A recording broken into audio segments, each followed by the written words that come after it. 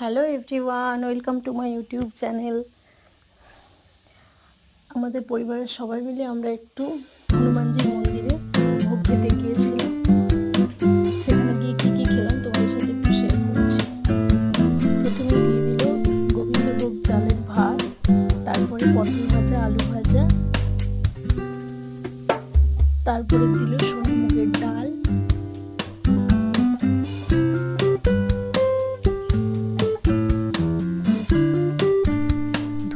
গরম গরম গোবিন্দভোগ চালের ভাত আর সোনামুগের ডাল, এই দুটো হলেই আমার আর কিচ্ছু লাগে না। তারপরে ছিল এই সব রকম সবজি দিয়ে শাক দিয়ে একটা ছাজরা মতো, তারপরে দিল পায়েস, মিষ্টি,